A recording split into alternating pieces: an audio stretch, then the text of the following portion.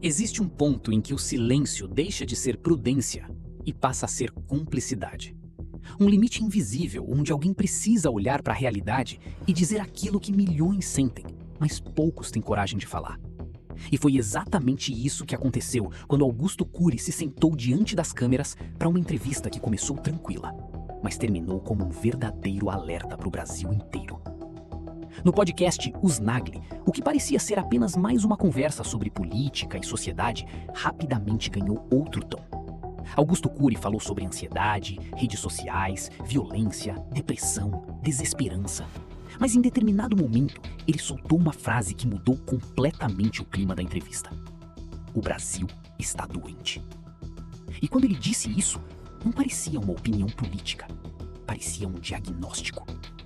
Mas o mais impactante é que ele não apontou apenas para Brasília, para partidos ou para ideologias. Ele apontou para algo muito mais profundo. Segundo Cury, nós estamos vivendo uma guerra emocional silenciosa. Uma sociedade cada vez mais acelerada, mais agressiva, mais intolerante e emocionalmente destruída. Ele afirmou que as redes sociais mudaram o funcionamento da mente humana, que o excesso de estímulos digitais está acabando com a nossa capacidade de ouvir, refletir e dialogar. E talvez a fala mais desconfortável de toda a entrevista tenha sido justamente essa. Hoje as pessoas não debatem ideias, elas querem destruir quem pensa diferente. E foi aí que a entrevista começou a incomodar muita gente. Porque Augusto Cury não entrou no jogo tradicional da polarização. Pelo contrário, ele deixou claro: não sou fascista, não sou comunista. Segundo ele, o Brasil transformou a política em uma torcida organizada, onde qualquer opinião diferente vira motivo de ataque, cancelamento ou ódio. E enquanto as pessoas brigam entre si, algo muito maior estaria acontecendo diante dos nossos olhos: o adoecimento coletivo. Cury falou sobre jovens sem esperança, sobre crianças emocionalmente destruídas, sobre automutilação, depressão, ansiedade extrema e vazio existencial. E o mais assustador: segundo ele, estamos criando uma geração inteira incapaz de suportar frustrações, incapaz de manter foco, incapaz de viver em paz. Enquanto milhões passam horas presos em telas, consumindo estímulos sem parar, a saúde emocional vai sendo lentamente corroída. E nesse momento, a entrevista deixou de parecer política, virou um espelho. Porque talvez a grande pergunta não seja mais quem tá certo, mas sim quem ainda consegue pensar com clareza no meio de tanto caos.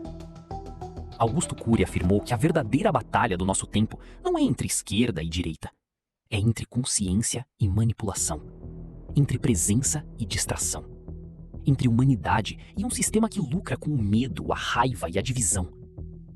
E talvez seja exatamente por isso que a fala dele tenha repercutido tanto.